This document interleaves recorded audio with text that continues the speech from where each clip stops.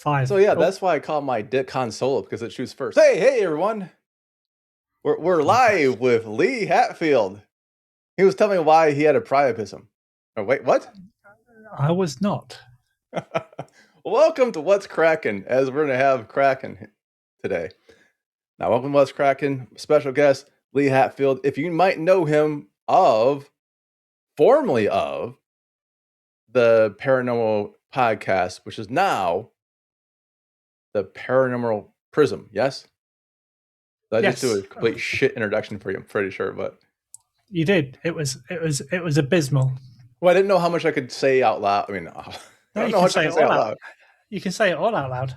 Yeah, but I didn't know how much I could say versus how much to hold back on that one. So why didn't you ask me that before you started recording? Fuck that! I want to get my Han Solo joke out. We're talking about prisms and stuff now, but it's can't get the staff. I know. It is nice to see you, and I will talk about the rebrand. I think it's interesting. And just kind of like, this is what you're past 1 year of podcasting right now, aren't you? Is this 1 year? No, it's 18 months. Oh shit! Really?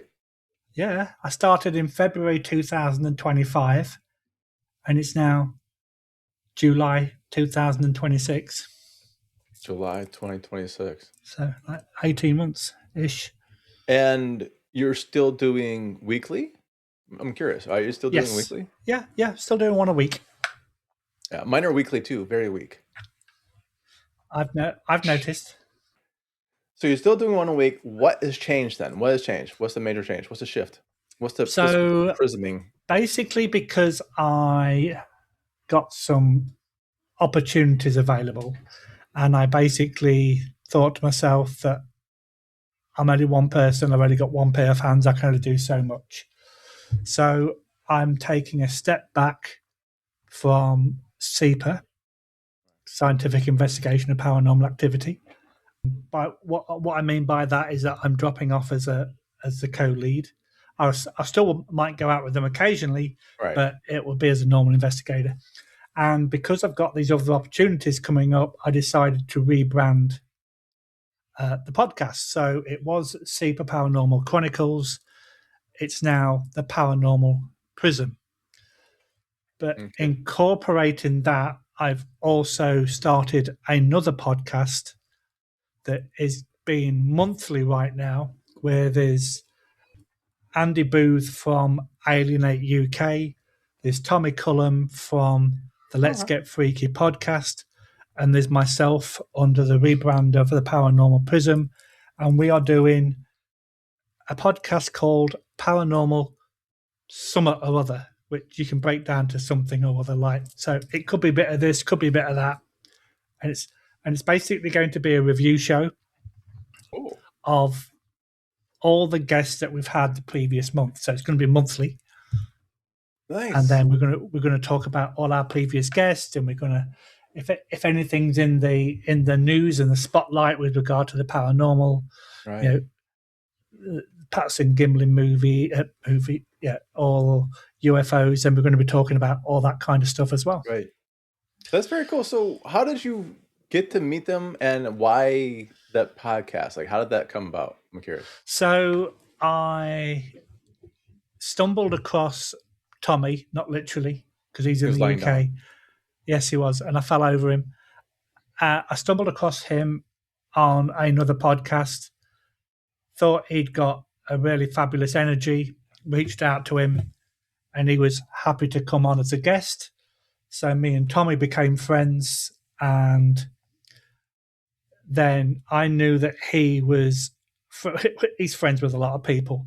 But one of the guys that I wanted to speak to was Andy Booth, who does Alienate UK.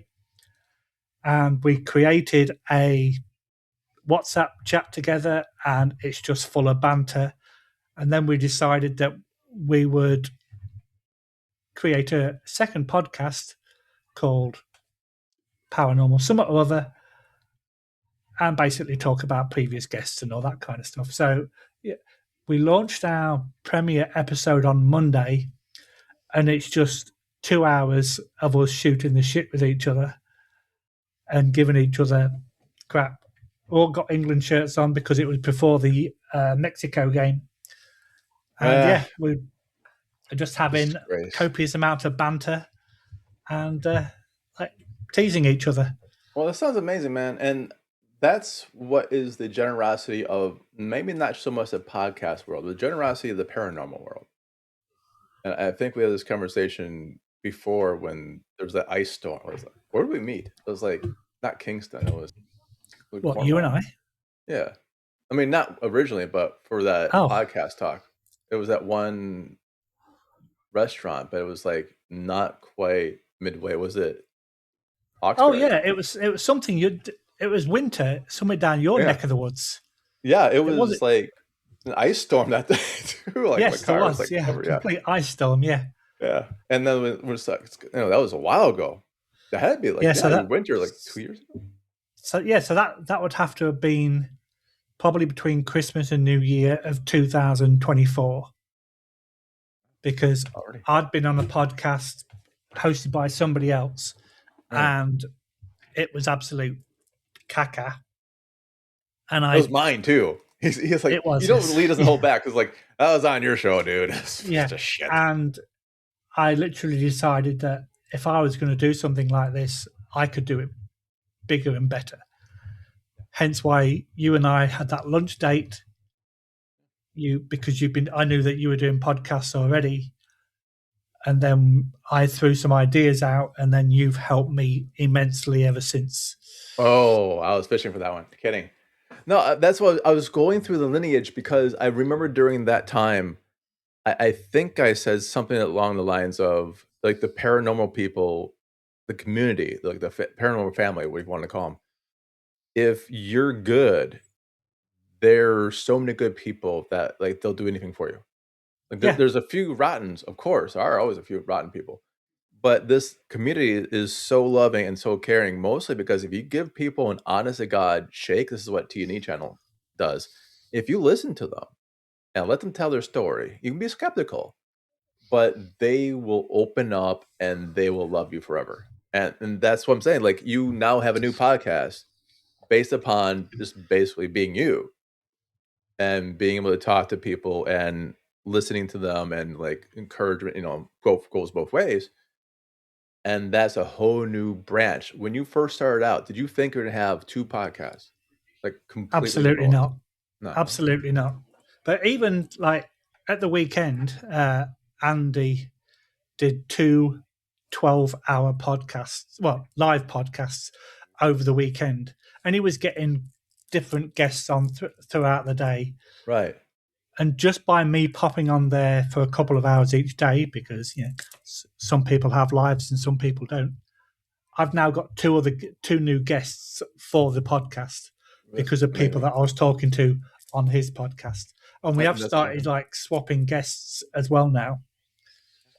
It is a nice little family vibe, and if it's also kind of a small community, it's really amazingly small community too. So if you do well on one show and you're a good host, people pass like that word around.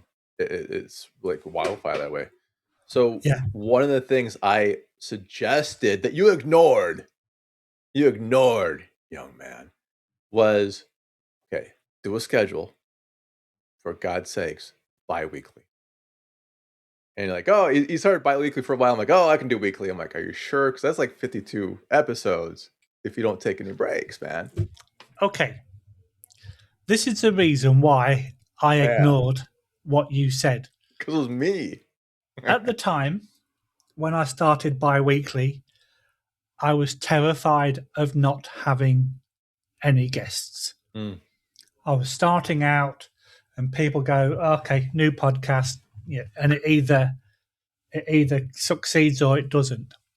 Within a few months, I had at least 3 months worth of guests.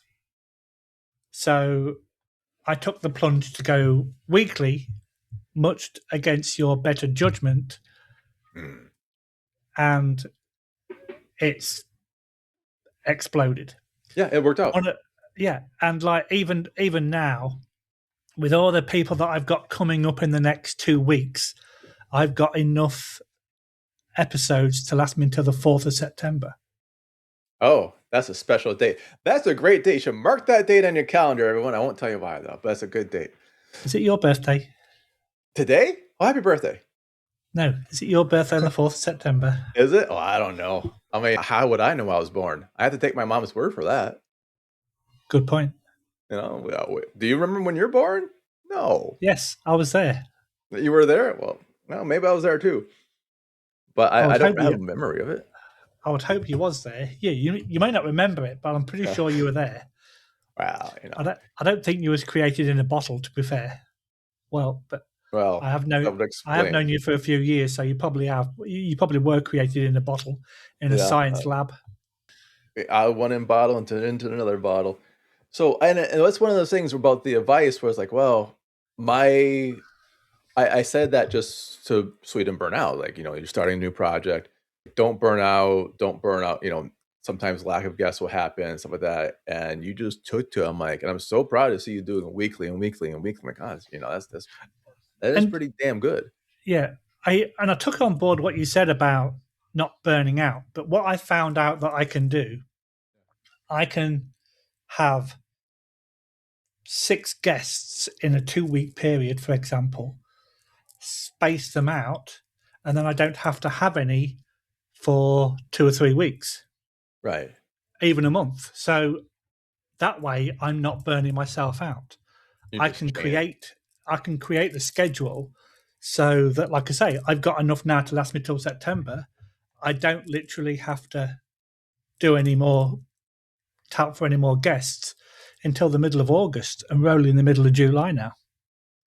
Yeah, no, that is pretty cool. And you are getting yours organically, more or less, right? You're cold pitching people, you're meeting people at the conventions and just saying, hey, my name is. Well, yeah, I went to a small convention in Ottawa at the weekend and came away with 2 extra appointments, 2 podcast episodes. That's very cool. When you're doing this, what's your pitch like? I'm curious. Like, hey, this is my podcast. We're going to talk about paranormals. Yeah, well, basically, I introduce myself. I tell them who I am, and at the time it was SIPA Paranormal Chronicles. And basically, yeah, I host this podcast. I release it weekly. Yeah, and I basically provide them all the information, and some people call it a one sheet, where you tell people who you are, what you do, what you're providing, how often the episode's coming out, and then you provide your social media. Do that kind of thing. And the amount of people that go, oh, yes, there's all the information. Great. When can I book you? Yeah, when can I come on your show? And you're using, I think you're still using TidyCal for that too? Yes. So once I've made that initial contact, I say, yeah, literally, it says to show you how organized I am, or words to that effect, I do have a scheduling app that I can send you. And people go, great. Can you send me it? Which I do. And then, you know, I even get appointments come to me that I forgot I've sent, because it can be like 2 or 3 months down the road. And like, ping, you have got another booking from. Yeah, like reminder up. And then sometimes I learned about the TidyCal. Someone just sent me an email. So it does the auto. I don't know how to set this off. I should have set this off maybe. It will write the guest and say, "You were great on the show. Want to come back later?" And I had a guest saying yes. I'm like, "Well, yeah, you're always welcome back." I'm like, "Shit, I didn't realize that was on." Like now I have to like look into that. Did anyone ever do that to you, where they kind of invite themselves back? I've had 2 people. I've had 2. They've already got the TidyCal link. I don't know if it's through TidyCal. I've not really noticed. Oh, right. But I've had one person who she's coming back in August. Funnily enough, that'll be her 3rd time. But she's pushing out books like there's a shortage. And yeah, she loves talking about her books. She's a great author, and she's absolutely a diamond to work with. So yeah, can I Who is come it? back on? It is Sin Schrader Hill. And why don't I not have this person? I hope I didn't. My podcast, sir. Probably because you haven't asked me. Ah, well. Sure. Likely story. No, it sounds interesting. It honestly does sound interesting. And that's one thing that they become evergreen because you can always talk about the paranormal, but they have a new book coming out. And if they're allowing themselves to book them at one point, guests are booking themselves in your show. How cool is that? Yeah. You don't have to look for people, like they're booking themselves.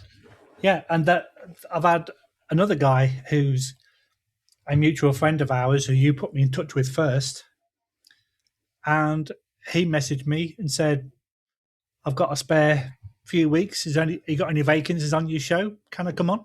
Absolutely. Very cool.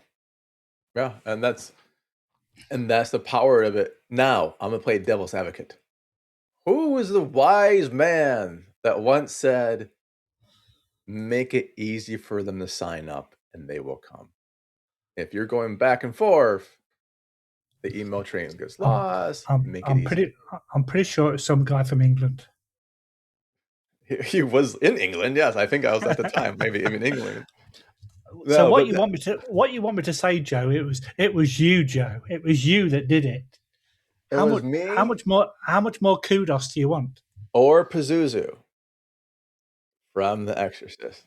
I'm not even going to go there. That's me or Pazuzu.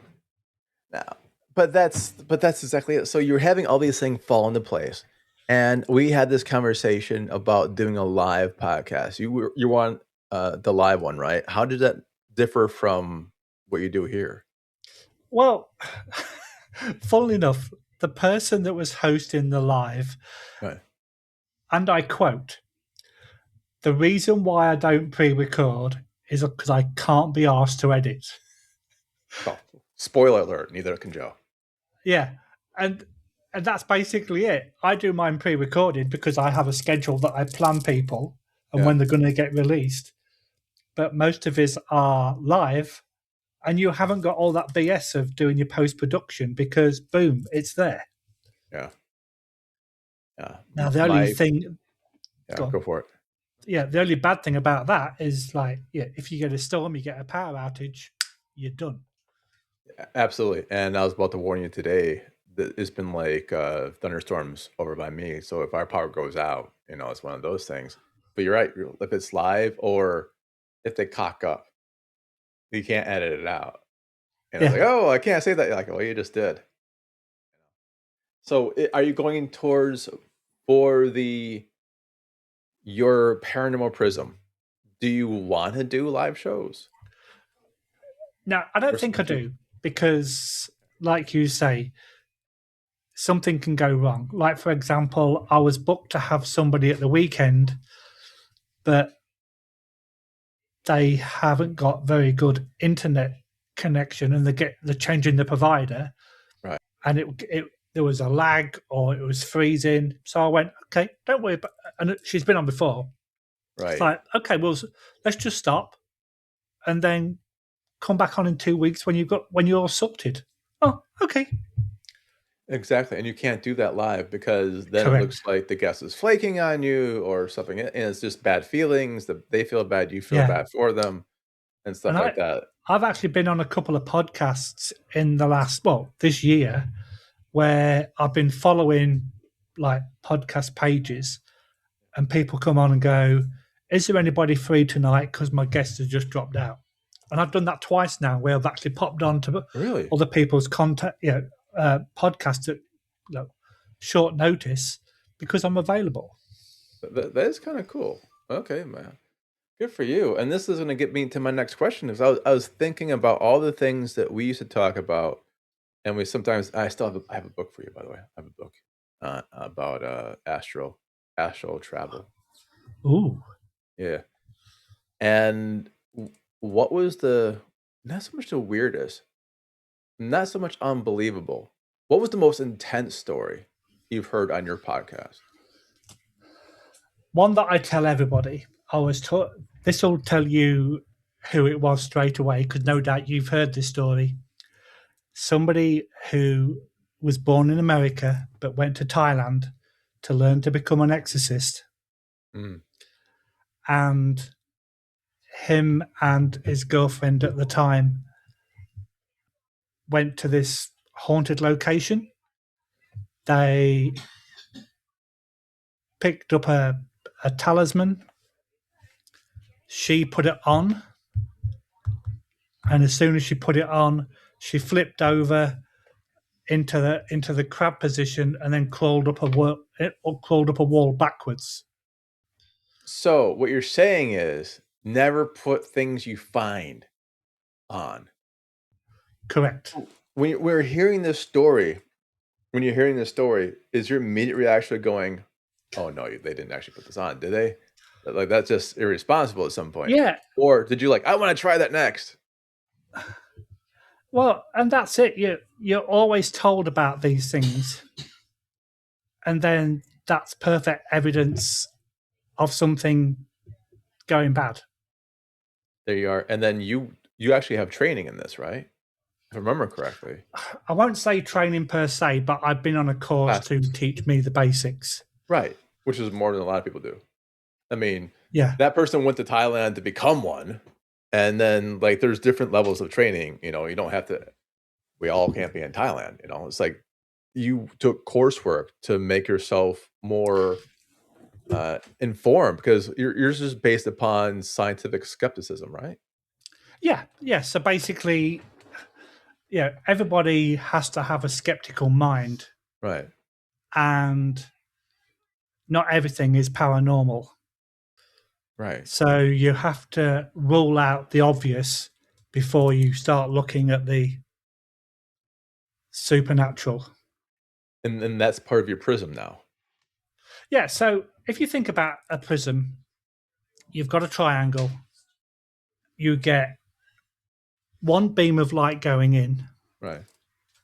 Ta-da! I just asked you that. And the light just came on and just did that. Ta-da! Yeah. You get one piece of light going into a triangle, a glass prism, and then when it comes out the other side, you get all the different colours because of the angle of the prism. And I thought that was a really good idea, because you can ask one question, but then there can be so many answers. Right. So many different descriptions. Yeah. And the fact that I thought, well, how can I relate that into the paranormal?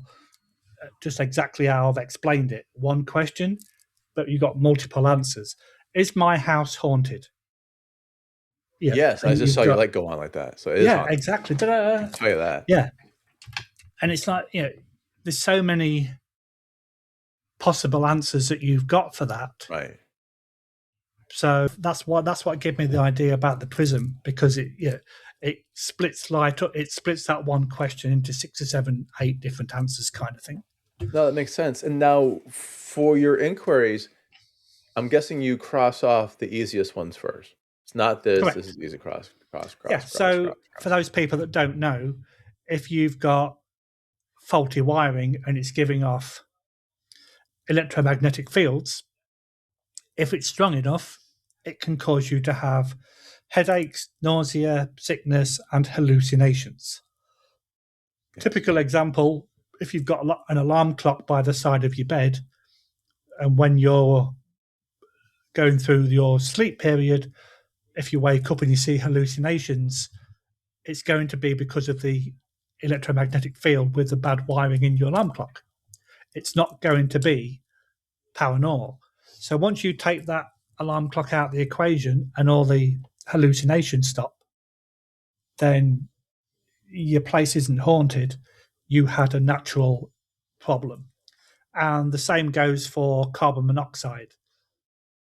That can make you have hallucinations as well. Black mold. Yeah. So you have to rule out the obvious before you start investigating the not normal. No, that's exactly. I think when I was telling you about my sleep paralysis thing that one time, I was like, "Do you have this? No. Did you do this? No. And my phone's always like the other side of the the bloody. I don't even have alarm clocks. I don't think I've had alarm clocks since I was like 20. You know, you just kind of get up and it's time to get up. But it is the ruling everything else out and then trying to piece stuff together. Have you ever been stumped? Like you ruled everything else out. You just don't know what it is. Yeah, we had a medium contact us, well, at the beginning of the year. And she was having money going missing, food going missing, and other things being moved. I think I spoke about you. And you go down the rational road first. Okay, your son lives in your house. Is there any chance that he's taken the money? And then she goes, that was my first thought. But I've got two houses, one in Ottawa and one in California. And it happens in California, and my son doesn't go with me. Okay. And when the food goes missing, same kind of question. Well, your son's there. Did he have a late night snack? Well, he said he didn't, but if he did, there would be evidence. There would be the snack bag in the garbage. You know, he wouldn't like hide it just to make. But then again, it was happening in the second location as well. So she was telling us that this had been going on for a while, and she was losing hundreds of dollars, not all in one go, but in total. So she invited us round to have an interview with her to see if we could figure out what's going on. And a few days before, she was speaking to another medium friend of hers who, as she put it, gave me a cleansing, and she felt something come away from her. She doesn't know what it is, but she felt release, a light, it felt lighter. So she was going to cancel us, but she decided to carry on with us going round there. So we're doing the interview, and what we did, we set up in the kitchen. Now, she lived on the third floor of an apartment block, so you come through the door, you've got the lounge to the right, a small area where there's a table to the left and, coat hooks and things. If you carry straight on, you've got a small corridor, you've got the kitchen to the left, bathroom at the end, and two bedrooms on the right-hand side. There's no windows in the bathroom because there's another apartment the other side of the wall. So there's no direct windows going in towards the kitchen. We placed on the kitchen table a bag of chips, some chocolate, some money, a $5 bill. And then we had a camera pointing at it, and we had what's called a mel meter, which picks up temperature and a few other things. The interview lasted 2 hours. As we're quickly reviewing the evidence, we noticed the $5 bill move. But it didn't just move side to side. It looked like somebody had pushed it down from the top and flattened it out. Now, we've shown many people this, and some people go, well, it could be a draft. Yeah. But it can't be a draft because there's no windows direct and all the other doors were shut. And if it was going to be a draft, it would blow the dollar bill sideways, not from straight down. And there wasn't a fan, directly above it. I was thinking like the table wasn't level and stuff like that. Like maybe the table is not level, maybe this, maybe that. Yeah, but if that's the case, the whole dollar bill would move, not just the top end of it, and not just pushing down. Yeah. And I sped up the mouse just so you could see it quicker because it was really slow when it actually did it. And it literally just pushed it down. And someone says, well, it was folded up in the guy's wallet before he got there and it's increasing itself. But again, you would see the entire dollar bill move, not just the top inch or so. Yeah, I was thinking like because Canadian, we were talking about Canadian money. People are like wondering if it's an actual dollar. Canadian money is basically this like plastic polymer. It is not like anything like. I don't have any here, obviously, and my idea was like, well, maybe it's just expanding down normally, or just settling normally, or maybe there was water, whatever's underneath it, like, evaporating. Like, you never know. If I don't set the trick up, I want to see what the trick is. Like, okay, this is how I've done it. I would have done.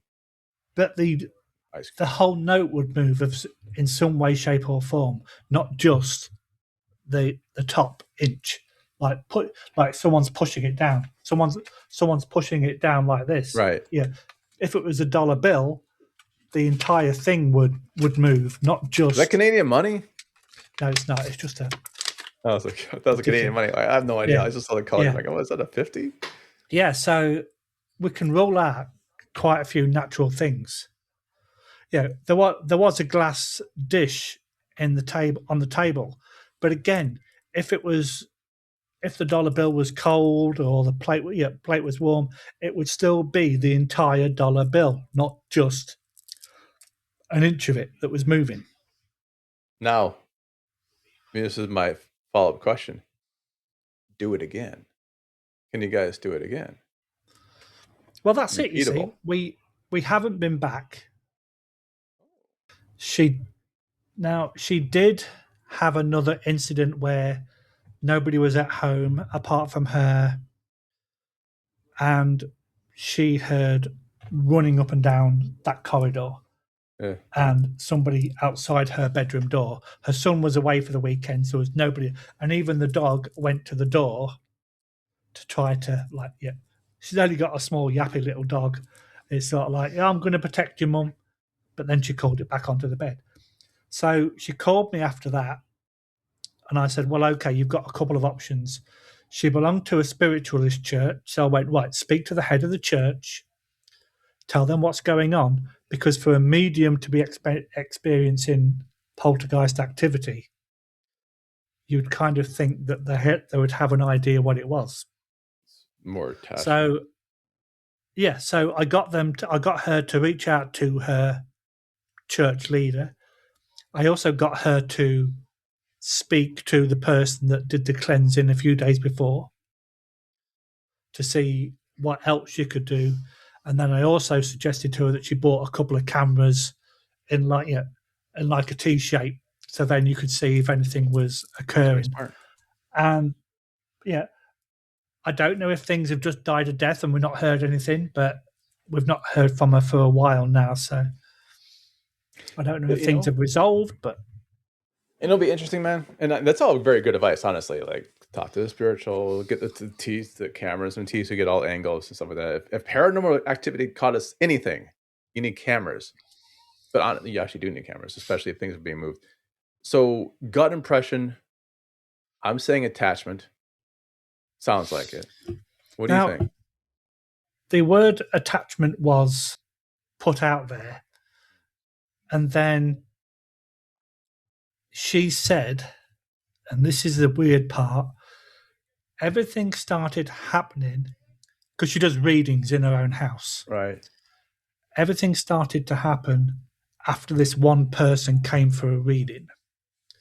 So we were wondering if this person had some sort of attachment themselves, and it was their way of dumping that attachment onto somebody else. And the fact that she was a medium, it would probably be that easy jump across. Shiny new object. Yeah. Yeah. Always give a new plaything. Okay. Now, my other question to you, sir. That sounds very interesting. If she ever comes back, do you want to go together? Investigate? I'll go with. Sure, we can do that. Yeah. That's like my thing. I'll even give a cleansing for free. And I've even got little cameras that we could set up discreetly, and like you could even do it while her son's not there, for example, so he doesn't know that these cameras are situated, and they're motion detected as well, so they won't go on. Yeah, they can obviously turn them off during the daytime, so there's no personal things that you shouldn't be seeing. Just the unexpected stuff at night. Yeah. So at night time, when you go to bed, you click them on, and you've got two fields of view, which covers the corridor and covers the lounge. It'd be funny though. Yeah. You did all that, and it turns out to be a mouse. I don't think mice wear like big heavy boots running up and down a corridor. No, but fairies wear boots. You better believe it. Oh, today's Ozzy Day. That's why I had to do that. Ozzy Osbourne Day today. So fairies wear boots. It is. There you go. So yeah, that sounds interesting. And that's the thing, is like just organically talking about it, it makes me want to go explore it. I think that's part of the paranormal. Like, oh, if it's not like you're talking about, it's like Fairbanks, Alaska. I'm like, I'm not going to Fairbanks, Alaska.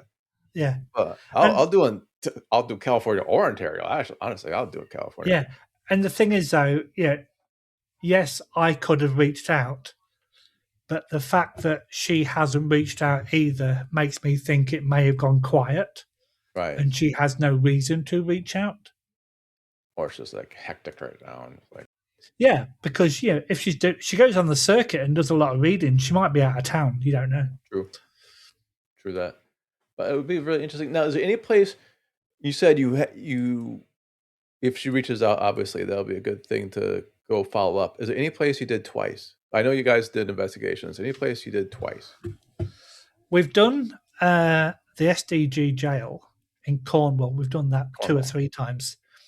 And this is where you've been involved as well. Not there in person, the jail, but the after effects. So the very first time I went was the double breath incident on review, and I sent you the audio, and you broke it down and went, "This is your voice wave. This is mine. This is me banging on a table, and this is what you heard."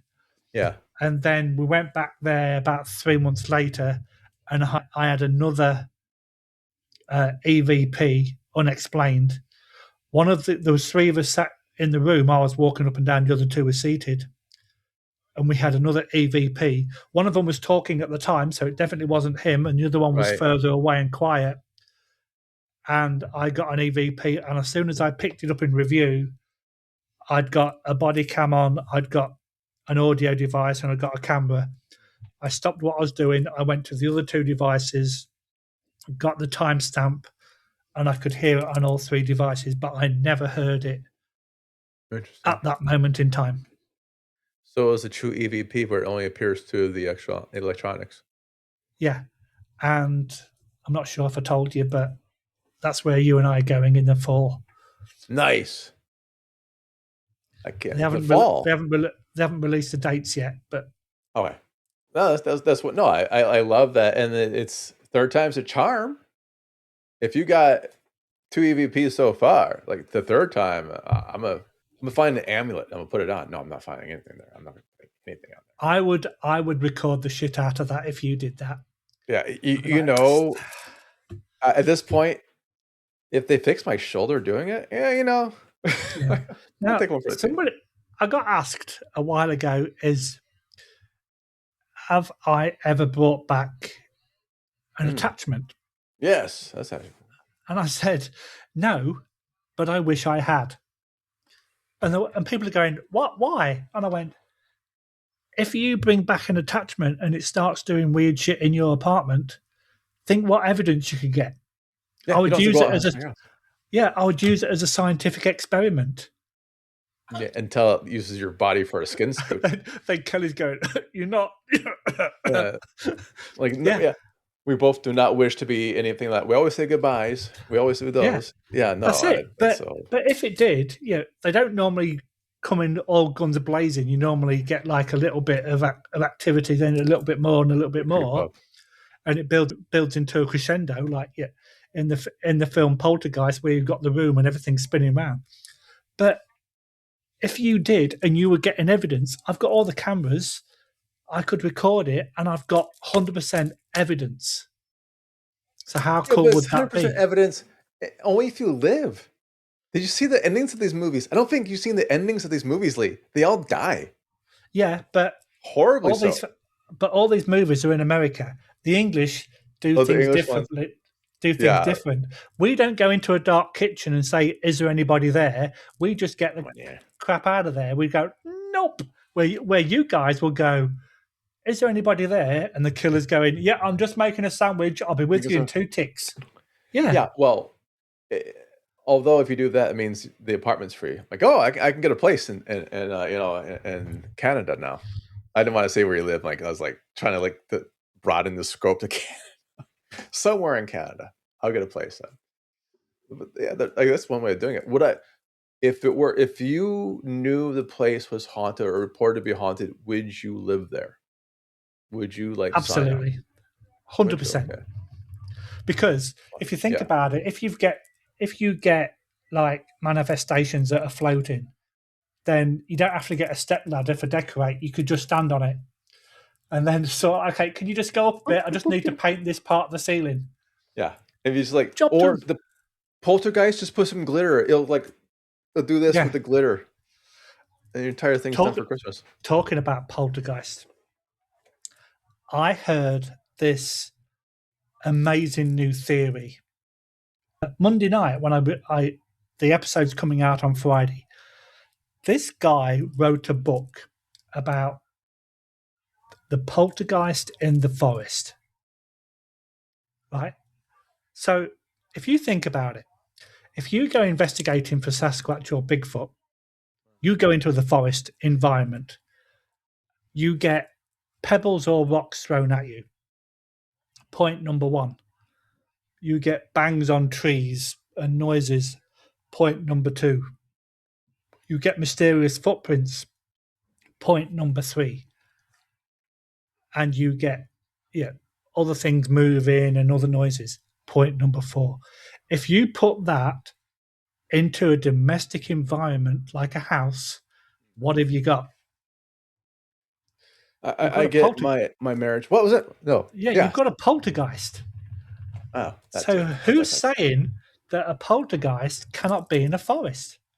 Because if they don't have any sightings of these creatures, but they're getting things thrown at them and they're getting noises and such like that, who says it can't be a poltergeist in the forest? But what would the localization be? Would it be an old house? Wouldn't it be? Isn't a poltergeist something that's localized to the domestic? No. Well, we don't know because we've been unable to like study them, and there is talk to say that a poltergeist can be attached to adolescent teenagers that are going through the stresses of growing up. But there's also been other instances of where it's happened with adults and such. But there's nothing to say that a poltergeist has to be in a domestic property. So this guy's theory is when you're out in the middle of the woods and things are going askew, it could be a poltergeist. Yeah, could be. Not that it is. It could be. It could be. Yeah. Did he do a lot of research on this? I mean, does he kind of go out in the woods and try to find them, or? I know he's done it. I know he's wrote a book on it. That was one of the books that we discussed in the podcast. But it kind of got me thinking. It's like, what if? There's a lot of people that say, Bigfoot's real, Sasquatch is real, etc., etc. But a lot of the time, they don't get any physical like pictures of what's happening. So who says that the forest can't be haunted? A lot of mythology has the forest, like forest nymphs and elementals, imps, fairies. They all come, and they wear boots again. Ozzy. Yes, exactly. But it was a fascinating comment, and I'm thinking like, wow, I'd never thought about before, but that's pretty cool. Quite easily practical. And so you're learning things on your podcast then. You're learning more about the paranormal. 100%. Every single podcast I do, I'm learning something. Interesting. And this is okay. If you were to suggest when someone's getting into the paranormal, first steps, what would that be for you? What would the first steps to getting into the paranormal for you? Learn to walk before you can run. So what I mean by that is don't go out and buy all the bells and whistles. The only thing you really need is a sane mind. So that counts you and I straight out. I'm kind of a logical mind. Skeptical if you want, because then you can rule out the obvious. But an audio device, a camera, and a notebook and pen. Yes, and don't use your phone as the audio device. Do not use your cell phone. flight mode or safe. Was it not safe mode? It's flight mode, right? Airplane mode. Thank Yeah. My mind went for a second. Yeah. There So goes the same mind. Yeah. all these apps that are on the phones, most of them are kind of, they're for, yeah. They have little lights and flash and woo-woos and stuff like that, but that's about all. Yeah. So, but there is one. Agree. There is one app that somebody's developed from the UK that apparently has been getting some interesting results. Interesting to see. Have you used anything in the field that was technology-wise that you got like this has to be like paranormal? I don't mean the EVPs. I know you guys use cat balls and you use like the obelisk. Is that the obelisk? You've got the obelisk. Yeah. Yeah. I got the. So the thing is, though, with cat balls, a lot of people say they're a toy, and yes, they are right. It is 100% a cat toy. However, what the team have done in the past, they have something that's called a geophone, which is basically it's a vibration device. So you put it on a table, you bang the table, it goes off. Right. So what we do, we will always put the cat ball on top of it.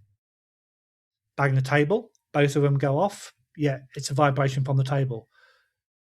But if only one goes off and not the other, and it does it on command, well, then you've got to kind of look at it from a different angle. Yes, batteries could be low or whatever, but if you say, if you assume that spirits and entities are present, go up and touch that top device out the two, or touch the bottom one, right, and one of those goes off and not the other. Well, it's not a vibration because both of them are vibration controlled. So what is it? It's you using the proper word device instead of don't touch that electronics, you whippersnapper from the 1800s. Well, that's another thing. I don't like using the term device either, because in the 1800s, I'm only using that because you're a modern day person-ish. Thank you.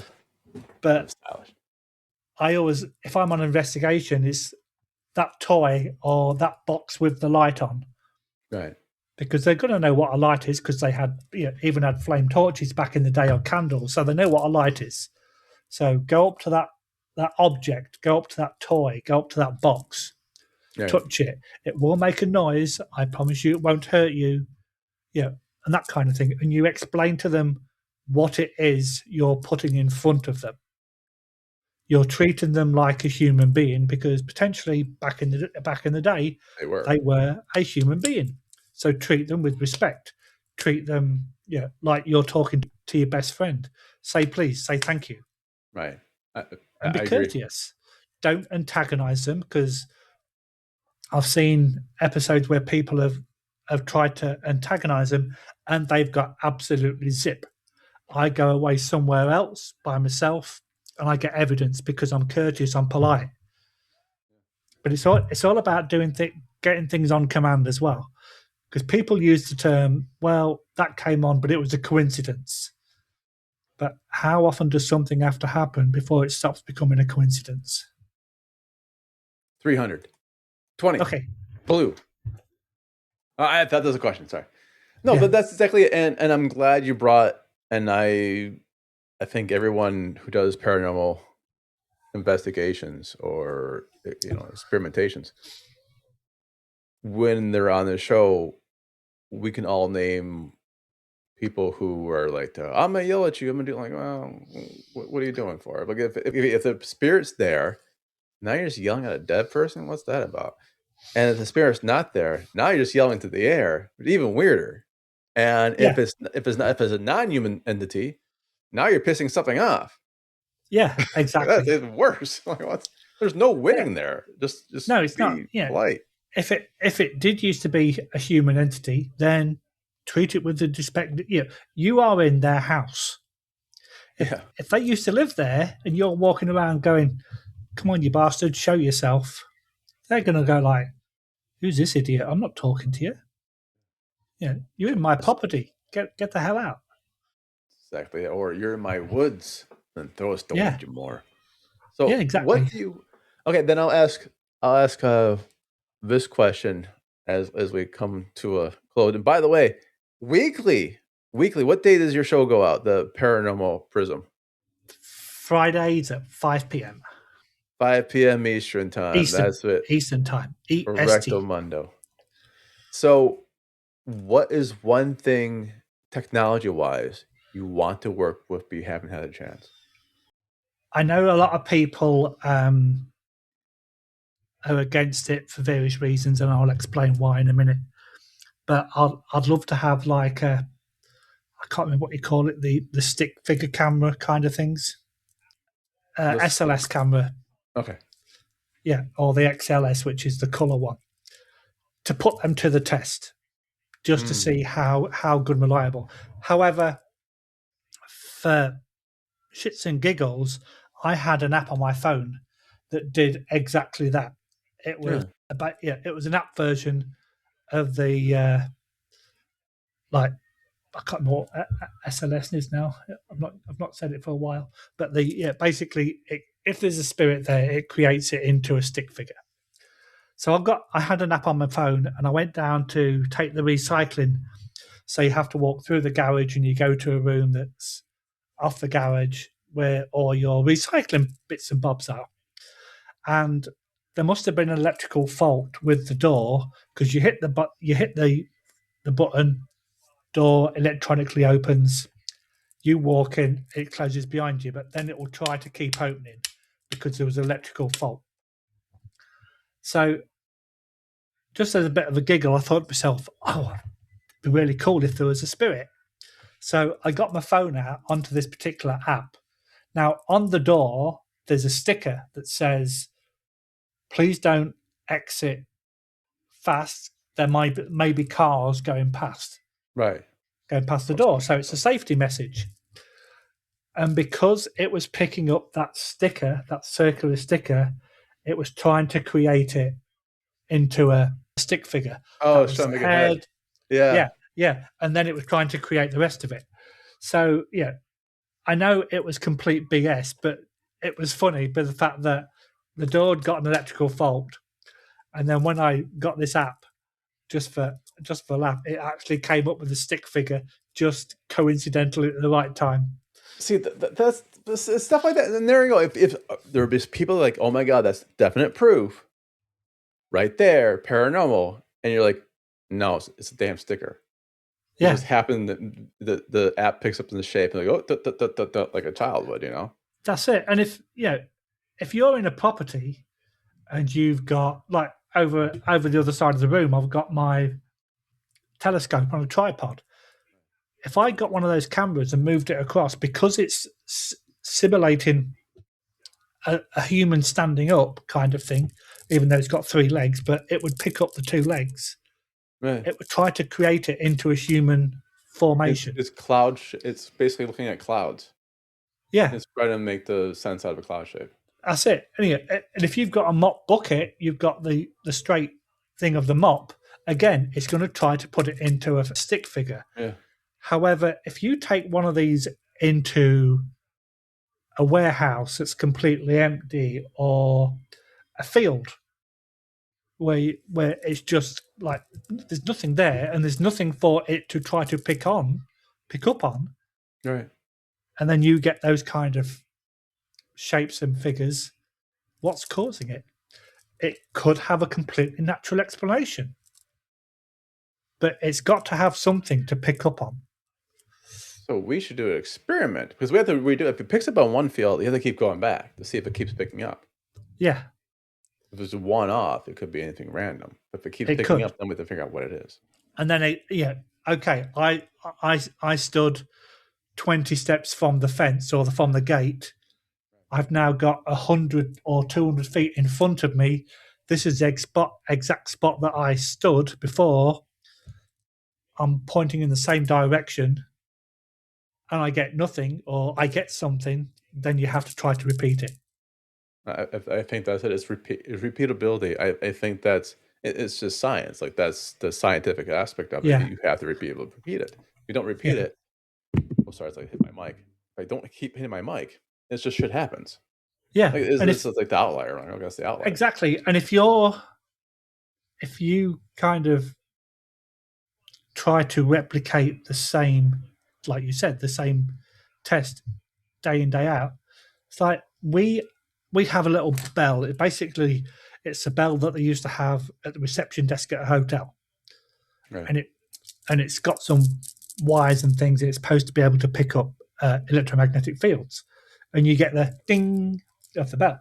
If you ask whatever's there to touch that bell, it will go off. But if it's picking up other electrical fields, it's also going to go off. Right. But if you ask it to touch it and it goes off on command, and then you ask it again and it goes off on command, and you ask it again and it goes off on command, that's not an electromagnetic field. No, that's Han Solo. See, bring it back to the beginning joke. Yeah. But that's exactly right. Yeah. I agree. Absolutely. It's repeatable. And that's what the experiment has to be. The results have to be repeatable. Can you repeat this? Can you repeat this? Can you repeat this? Yes. And that's, I believe, the large difference between you and a lot of them, a lot of the investigation, a lot of the shows, is you don't want to disbelieve, but you really want to question it. Yeah, you're really questioning it. That's it. And a typical example, I think I told you this, but not on a podcast. Last December, we went to an investigation between you and me, about halfway. And we're upstairs in this building, and the building's the roof is quite sharp, so it's got cutouts to where the windows are, so it's like a little alcove. So I've got my back to the window, and I'm, if there's anybody there, can you please make a sign, make a sound, yada yada yada.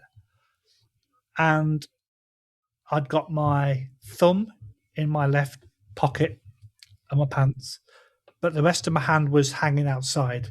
My elbow was sticking out, and I felt like something wrapped its child hand around my 3 fingers. Oh, wow. And it just felt like a child came up and grabbed my 3 fingers. So my initial thought was, it's got to be cobwebs, because the upstairs was a little bit forlorn. It needs revamping into how it used to look, but they got to raise money to do this. So I then thought, well, it can't be cobwebs, because if my hand is in my pocket and my elbow is sticking out, my shoulder and my elbow is going to take out any cobwebs that are hanging down anywhere.